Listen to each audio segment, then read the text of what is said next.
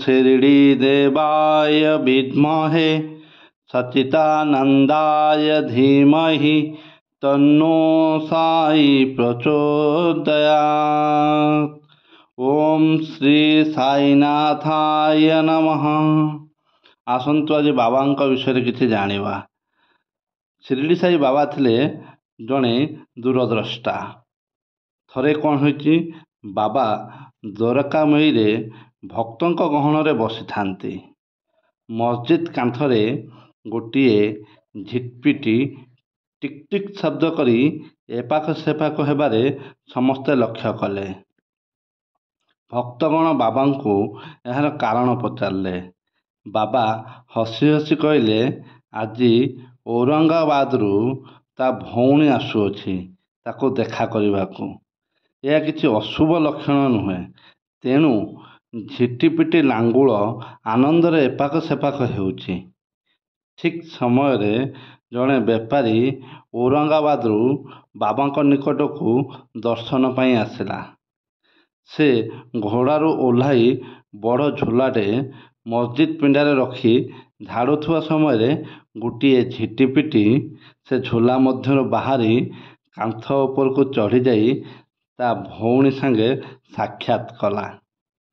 आनंदरे उभय उभय को आलिंगन कले।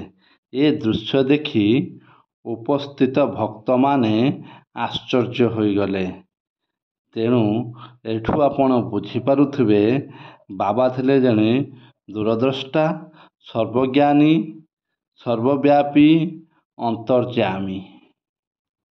ओम साई नमो नमः।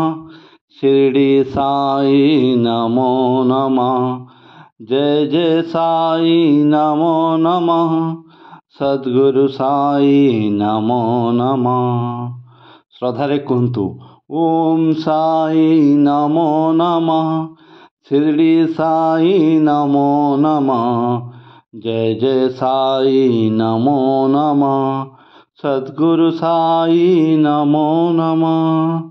ओम साई नमो नमः। शिरडी साई नमो नमः। जय जय साई नमो नमः। सद्गुरु साई नमो नमः। ओम साई नमो नमः। शिरडी साई नमो नमः। जय जय साई नमो नमः। सद्गुरु साई नमो नमः।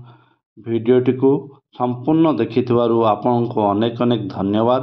भिडियोटी को लाइक करंतु, शेयर करंतु एवं कमेंट लिखंतु। श्री साईनाथ की जय।